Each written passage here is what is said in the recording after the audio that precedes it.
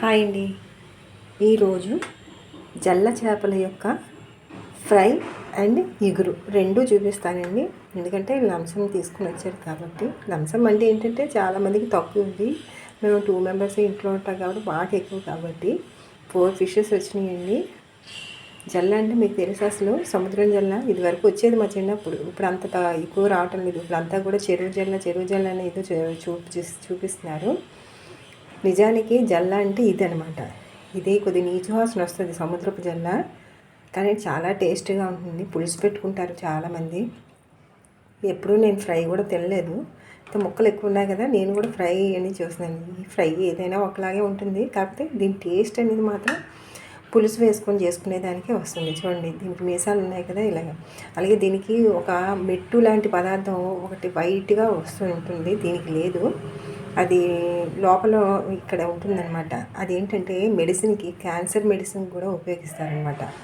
ఈ జలజ యొక్క ప్రత్యేకత అదనమాట. దీని నుంచి వచ్చే మెట్టు ఉంటుంది రౌండ్గాను, ఆ వైట్ది క్యాన్సర్ పేషెంట్స్కి మెడిసిన్ కూడా తయారు చేస్తారు. ఇది జల్ల. దీన్ని ఇప్పుడు మీకు పులుసు ప్లస్ ఫస్ట్ ఫ్రై చేసుకుందామండి. 2 పీసెస్ మాత్రం ఫ్రై చేస్తాను, ఎక్కువ అవసరం లేదు, జస్ట్ చూచాయిగా అనమాట. ఇది ఇప్పుడు ఆల్రెడీ ఈ జల్ల చేపల్ని నేను కట్ చేయించేసి కడిగేసి మ్యారినేట్ చేశానండి. మ్యారినేట్ అంటే ఇంకేమీ లేదు, ఉప్పు, పసుపు, కారం వేసి మ్యారినేట్ చేసి పెట్టానమాట. ఇది మీకు చూపించడం కోసం ఇది మీకు అలా చూపిస్తున్నాను. అంటే ఆల్రెడీ అక్కడ కట్ చేసి తీసుకుని వచ్చాం కాబట్టి నేను బజార్ నుంచి మీకు నేనేం చేయలేకపోయాను. ఇంటికి తీసుకుని వచ్చిన చేపని మీకు కట్ చేసి మ్యారినేట్ చేసిన తర్వాత చూపిస్తున్నాను అనమాట. ముందుగా స్టవ్ వేయించుకుందామని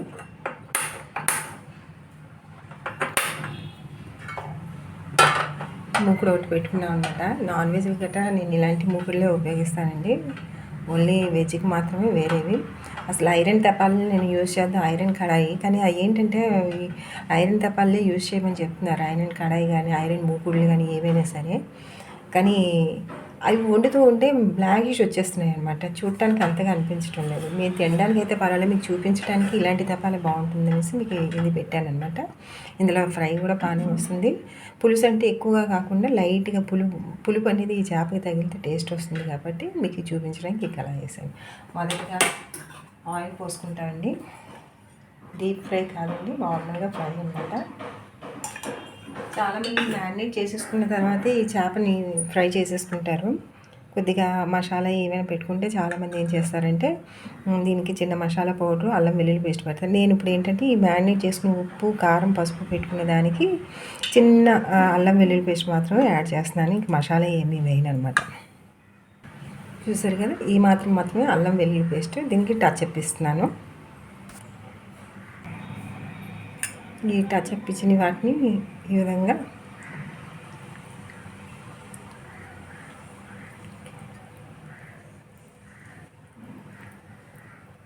ముక్కకు మొత్తం ఆ కారం, మసాలా అంటే అల్లం వెల్లుల్లి పేస్ట్ పట్టేటట్టు చూసుకుంటే అన్ని రకాలుగా చక్కగా టేస్ట్ ఉంటుంది. లేకపోతే ఒకవైపు ఎక్కువ ఒకవైపు తక్కువగా ఉన్నట్టు అనిపిస్తుంది. కాబట్టి మొత్తం అంతా పట్టేటట్టు చూసుకోవాలి.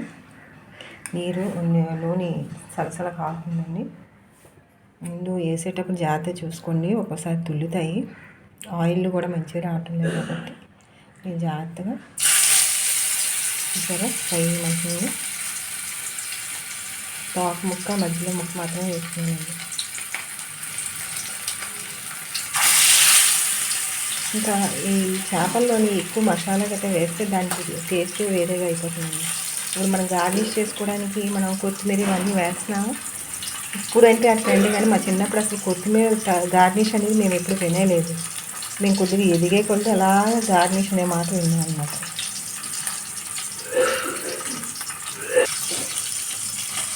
కింద వేగిందో లేదో చూద్దాం అండి. జస్ట్ మరీ సిమ్లో పెట్టుకోకూడదు, మరీ హైలో పెట్టుకోకూడదు. ఫస్ట్ ఆయిల్ హీట్ ఎక్కేటప్పుడు మాత్రం హైలో పెట్టుకుంటాం, లేకపోతే ముక్క లోపల వేయకుండా బయట వేగి మాడిపోతూ ఉంటుంది.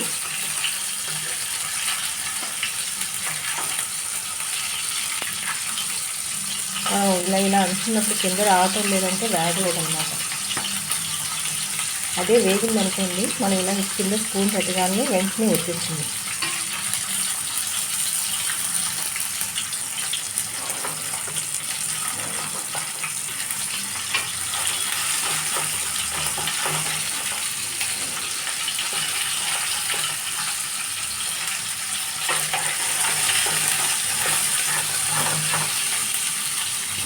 చూసారా వేసుకున్న టేస్ట్ ప్లేట్కి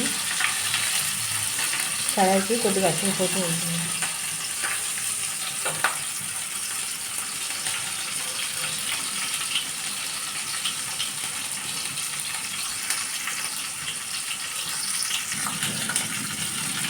వేగిందని కింద వేగుతుంది. చూసారా బాగా వేగితే దాని అంతా అది ఇలా వచ్చేస్తుంది అన్నమాట.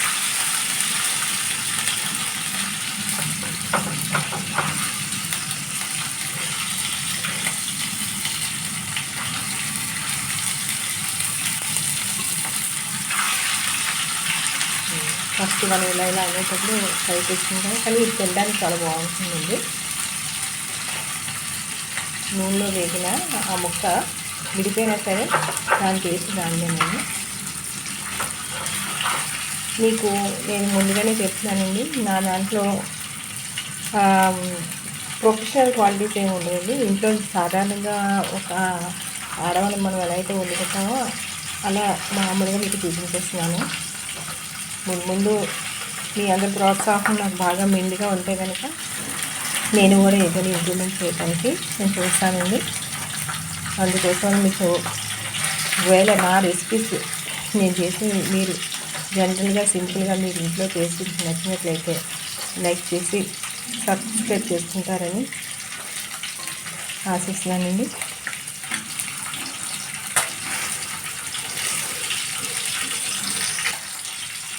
ఇది కింద పైన వేగాయి కాబట్టి జస్ట్ ఇలా ఒకసారి పక్కకు కూడా చేద్దామని. ఎక్కువసేపు అవసరం లేదు, ఎందుకంటే పైన కింద బాగా వేగాయి కాబట్టి జస్ట్ చిన్న ఫ్లిప్ చేసుకుంటే సరిపోతుంది. మొత్తం ఫిష్ అంతా కూడా పచ్చిగా లేకుండా చక్కగా ఉంటుంది అన్నమాట. అదే డీప్ ఫ్రైలో నూనెలో వేసి తీసేస్తే అది ఇంకా టేస్టీగా ఉంటుంది, కానీ ఆయిల్ ఎక్కువ అబ్జర్వ్ చేసేస్తుందండి. అందుకోసం ఇది కూడా మ్యాక్సిమం ఆయిల్ అబ్జర్వ్ చేస్తుంది.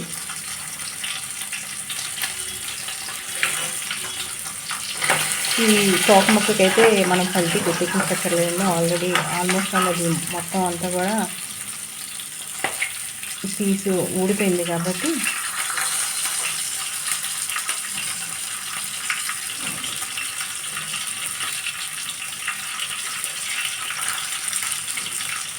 ఇది మనం ఎప్పుడు కూడా గుర్తుంచుకోండి, దోశ కానీ ఆకుకూరలు కానీ లేకపోతే ఏదైనా ఆకుకూరలు అయితే మనం కలగలిపి వండేసుకుంటాం కాబట్టి బాగాలేదు, కానీ ఏదైనా ఫ్రైకి సంబంధించి వేపుడికి సంబంధించి మనం ఫస్ట్ వేపేది ఎప్పుడు కూడా ఈ విధంగానే వచ్చేస్తుందండి. ఇప్పుడు మనం వీటిని వేపే వాటిలో ఫిక్స్ చేసేస్తున్నాం.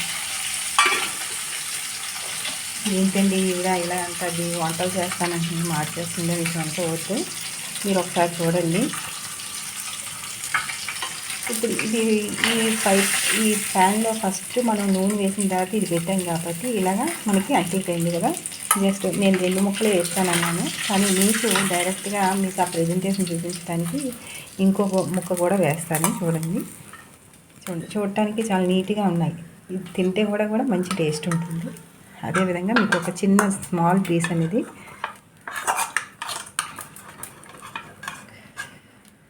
చూడండి.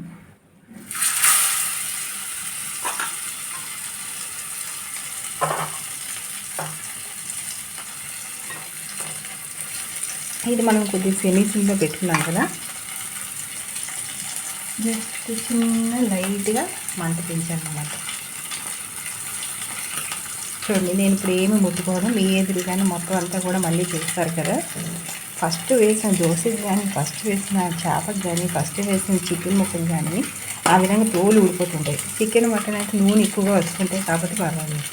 అదేవిధంగా ఈ ఫిష్ల్లో కూడా కొన్నిటికి ఆయిల్ ఫిష్ ఉంటాయి అన్నమాట, వాటికి కూడా వెంటనే అంటిపోదు, అది వేగిన తర్వాత తీయచ్చు. కొన్ని ఎక్కువ ఆయిల్ లేనివి మనం పల్టీ చేసేటప్పుడు ఆ తొక్క అనేది ఊడిపోతూ ఉంటుంది. ఈ సెకండ్ ట్రిప్ చూడండి ఎంత బాగుంటుందో. చూడండి, మనం ఇప్పుడు వరకు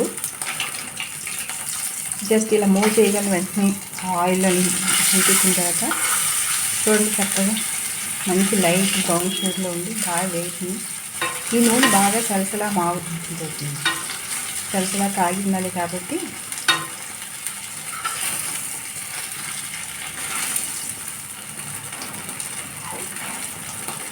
అలాగే అల్లం వెల్లుల్లి పేస్ట్ వేసిన ముక్కకి ఇది నార్మల్ అండి, ఇది అల్లం వెల్లుల్లి పేస్ట్ పట్టించలేదు దీనికి, నార్మల్ ఉప్పు కారం పసుపు మాత్రమే. అల్లం వెల్లుల్లి పేస్ట్ వేసినప్పుడు దానికి కొద్దిగా ఒక స్టిక్కీనెస్ వస్తుందండి, అది ఎలాగైనా మూకుడికి జస్ట్ చిన్నదైనా అంటుతుంది. చూసారా ఇది ఎంత వేగంగా అయిపోతుందో.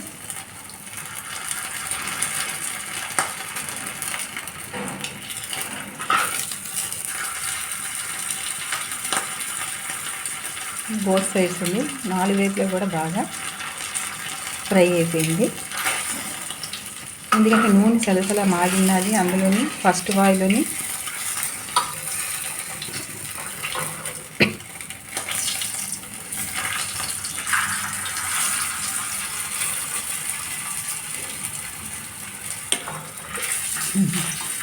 తీసేద్దాండి, వేగిపోయింది. చూసారా ముక్క ఎంత బాగుందో. ఇప్పుడు ఇదే ఆయిల్లో నుండి నేను చెప్పాను కదా మీకు 2 ఒకేసారి చేసి చూపిస్తాను అనేసి. మనకి చేపల పులుసుకి కావాల్సింది చేపలు మ్యారినేట్ చేసి ఉంచాను, మీకు ముందుగానే చెప్పాను. అదేవిధంగా ఆనియన్స్, అదేవిధంగా ఈ చేపలకి మీకు ఎంత కావాలనుకుంటే అంత పచ్చిమిర్చి అండి. నా దగ్గర కొద్ది పండుగ కూడా పండి చూడటానికి కూడా బాగుంటాయని కట్ చేశాను. ఒక పచ్చిమిరపకాయని 2 ముక్కలు చేసేసి అడ్డంగా చేసేసాను. కొత్తిమీర లాస్ట్లో పులుసు దించేటప్పుడు వేయటానికి. అదే చింతపండు నానేసుకుని ఉన్న పులుసు అండి ఇది. మనం చేపలు ఉడికిన తర్వాత అవి వేయచ్చు. అదేవిధంగా అల్లం వెల్లుల్లి పేస్ట్ నేను చేసుకుని ఉంచుకున్నానండి, దాన్ని కొద్దిగా వేస్తాను. ముందుగా ఈ కాగిన నూనెలోని వేపుడు చేసుకున్న ఇందులో అన్నీ చేసేద్దాం.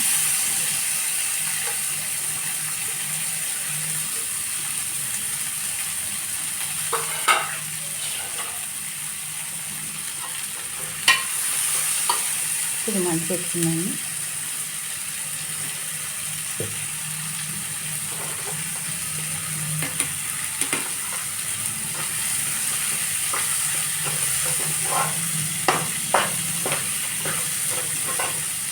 ఆయిల్ సరిపోతుందండి, ఎందుకంటే ఇది పులుసు కాబట్టి.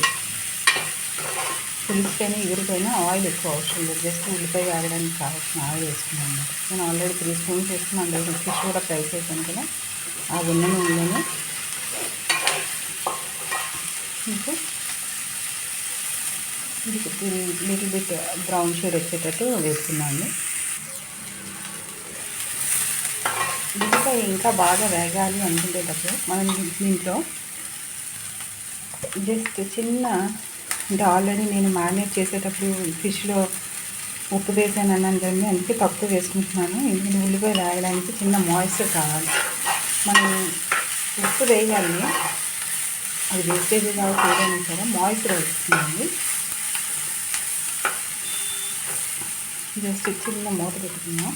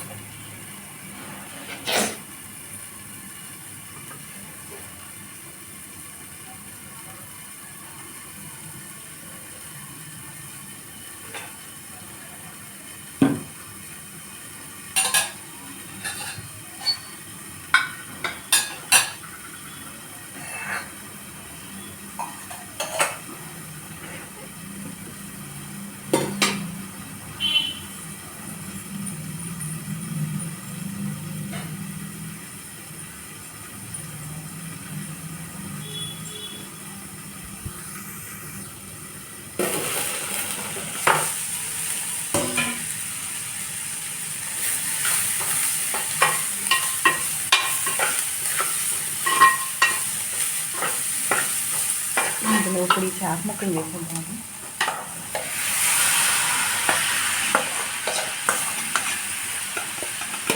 మనం గరిటె పెట్టామంటే ముక్కలు విడిపోతాయి. అందువల్ల మనం ఏం చేయాలంటే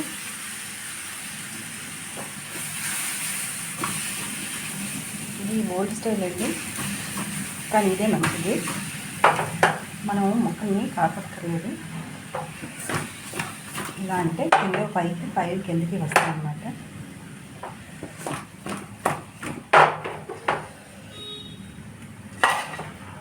ఈ ఈ జల్ల ముక్కలు అయితే పర్వాలేదండి.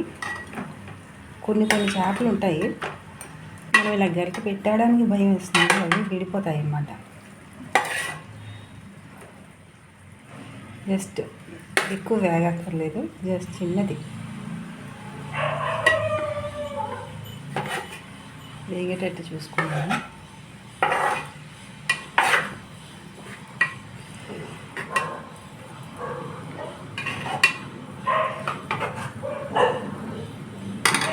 ఇప్పుడు ఇందులో చిన్న అల్లం వెల్లుల్లి పేస్ట్ వేద్దాము.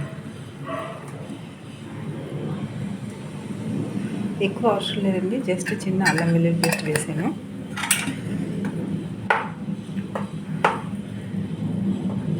ఇది కూడా పచ్చితనం పోయినంత వరకు వీటితో పాటు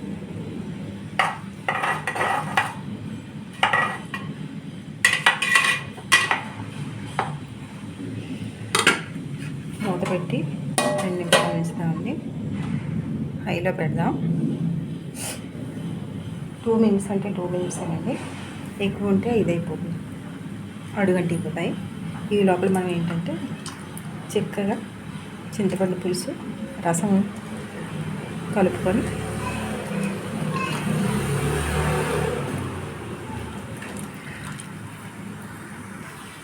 టూ మినిట్స్ తర్వాత చూద్దాము.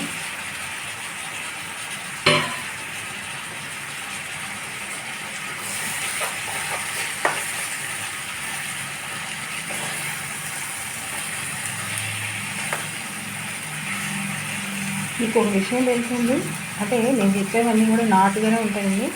ఇది జల్ల బుర్ర అండి. మీరు బుర్రలు తినకుండా ముక్కలు మాత్రమే తింటారు కాబట్టి నేను చెప్తున్నాను అనమాట. చాలామందికి బుర్ర సారం తెలియదండి. బుర్ర చాలా టేస్టీ ఉంటుందండి. తిని చూడండి ఒకసారి. ఫారెన్లో అయితే బుర్రలు వేరేగా తోకలు వేరేగా వండుతూ ఉంటారు కదా, అందుకే మీకు నేను చెప్తున్నాను అనమాట. ఇప్పుడు అఫీషియల్ అనుకొని మీరు మూలాధారం కానీ తింటాం లేదు, కానీ బుర్ర తింటే బుర్ర కూడా పెరుగుతుందండి. అందులో ఒక మెత్తటి పదార్థం ఉంటుంది, తింటే చాలా బాగుంటుంది. నోట్లో పెట్టగానే వెనలా పెరిగిపోతుంది.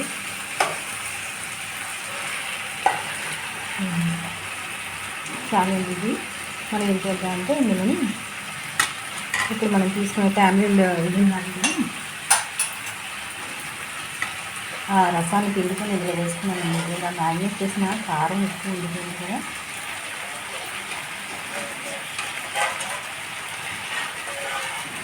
మీకు ఆల్రెడీ చెప్పాను. నా వచ్చి ఫాలో అయ్యే వాళ్ళకి తెలుస్తుంది, ఎక్కువ మంది ఫాలో అవ్వలేదు. ఇప్పుడు కొత్తగా పెట్టాను కాబట్టి చూస్తే మీకు అర్థమవుతుంది. ఈ దీనికి ఉండే పట్టుకునే హ్యాండిల్స్ ఉంటాయి కదా, విడిపోయిన తర్వాత ఇవన్నీ నాన్ వెజ్ కోసం ఉపయోగిస్తాను. ఆల్రెడీ చేప ఆ మసాలాలో వేగి మంచి స్మెల్ వస్తుందండి.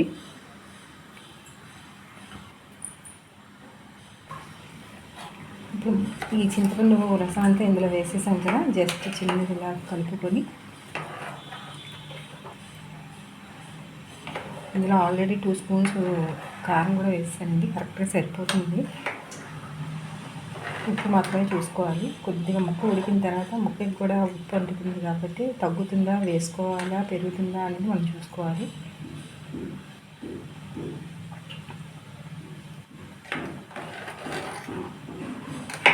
మీరు ఏ చేపలకైనా, ఏ రకమైన చేపలైనా, మీరు 1,00,000 రూపాయలు ఇచ్చి కొన్ని చేపలైనా సరే పులుసు చేసే విధానం అయితే ఇదేనండి. కాకపోతే ఏంటంటే రాయలసీమ వీళ్ళందరూ కొద్దిగా కారం ఎక్కువ తింటారు కాబట్టి అక్కడ గొట్టా కారం వేసుకుంటారు. అంటే ఏంటి, మసాలా కారం కాకుండా నాటు కారం అంటారు కదా, అంటే డైరెక్ట్గా కారంలో మీకు ఏ ఇంగ్రీడియంట్స్ కలపకుండా ఎండుమిరపకాయలని డైరెక్ట్గా ఆడించేస్తారు కదా, ఆ కారం వేసుకొని అప్పుడు విడివిడిగా అన్నీ వేసుకుంటారనమాట. చిన్న ధనియాల పౌడరు, చేపలు అన్నాక ధనియాల పౌడర్ కొద్దిగా వేసుకుంటే బాగుంటుందండి.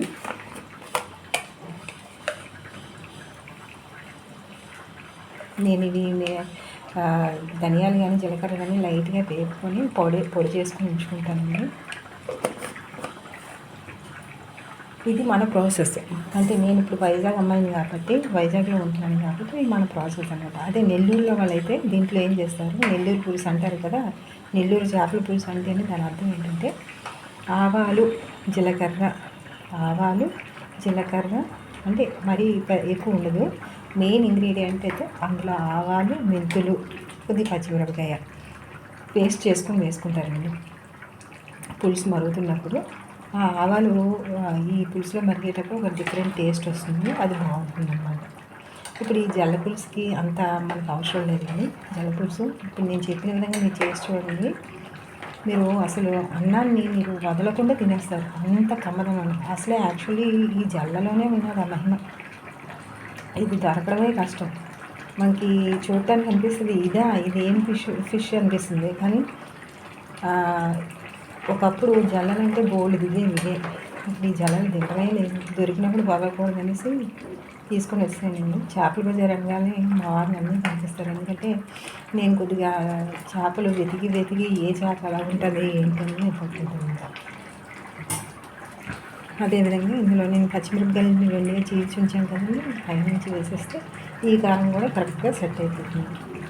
ఇది మగ్గుతూ ఉంటుందండి. మనం ఈ లోపల మూత పెడతాము. జస్ట్ 5 minutes బాగా మగ్గిన తర్వాత కొత్తిమీర వేసుకొని గార్నిష్ చేసుకుని దింపేయండి. ఈ లోపల మనం ఆ మరిగిన తర్వాత ఉప్పు సరిపోయిందా లేదా అనేది కూడా ఒకసారి చూసుకుందాం. ముక్క ఉడికిందా లేదా ఒకసారి ఫ్లిప్ చేసుకొని చూసుకుందాము.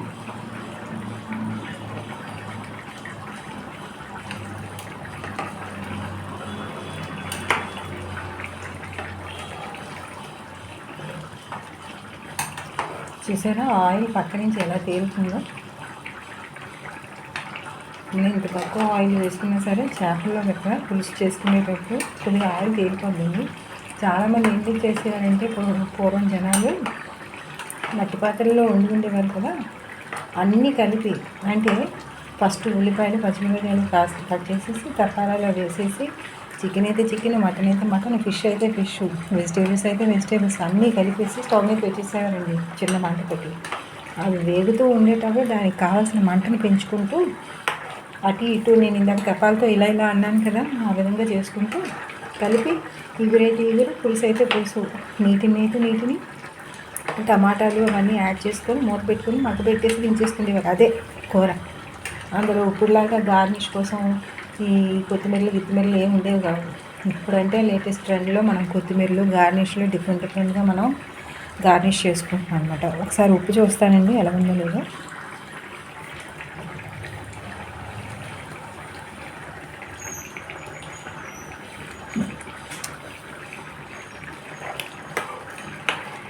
సరిపోయిందండి. కొద్దిగా ఉప్పు వేస్తే ఇంకా టేస్ట్ వస్తుంది, అందువల్ల ఉప్పు వేస్తున్నాను అనమాట.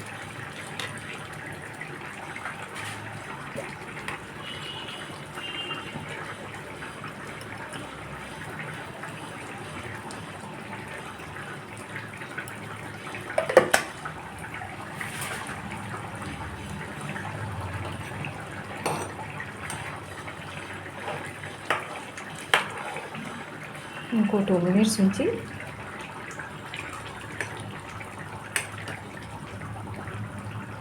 ఒకసారి ఫ్లిప్ చేసి ఇప్పుడు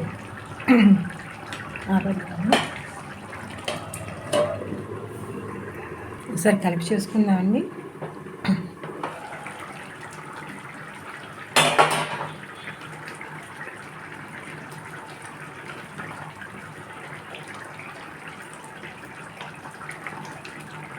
ముక్క తిప్పేటప్పుడు జాగ్రత్త చూసుకుని, అది ఏ చేప అయినా సరే ఒకసారి ఉడిపోకుండా ఉంటుంది.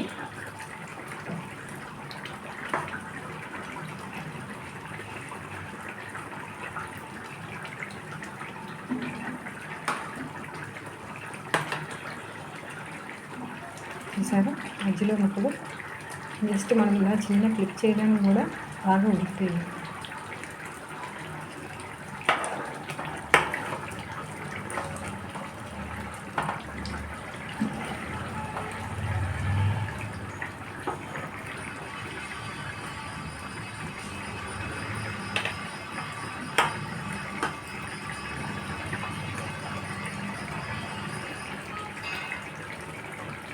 అంతే అండి, అయిపోయింది.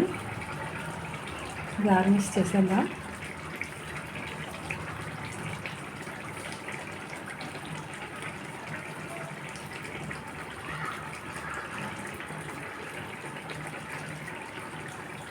అయిపోయింది చేపల పులుసు. మూత పెట్టి స్టవ్ ఆపేద్దామండి.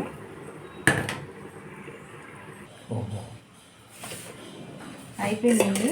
మనం వేడి వేడి చేపల పులుసుతో మనం ఇప్పుడు తినేద్దాం అనమాట. నాకు ఎప్పుడైనా సరే అన్నం వడ్డించేటప్పుడు ఎవరైతే ఉన్నారో వాళ్ళకి, అంటే అది నాన్ వెజ్ కావచ్చు, వెజ్ కావచ్చు, ఎవరి ఒపీనియన్ వాళ్ళది, దేవుడికి పెట్టాలి అనే ఉద్దేశంతో నేను పెడతాను.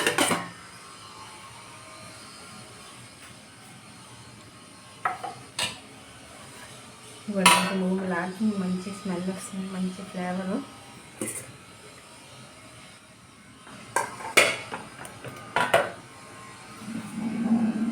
వేడి వేడిగా మా వారికి వడ్డిస్తున్నాను. అసలే వైజాగ్లో ఇప్పుడు వర్షాలు పడుతున్నాయి.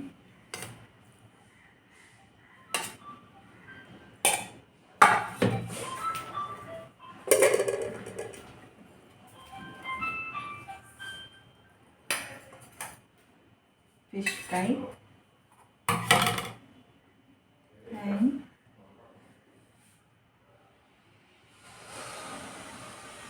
చేపల పులుసు.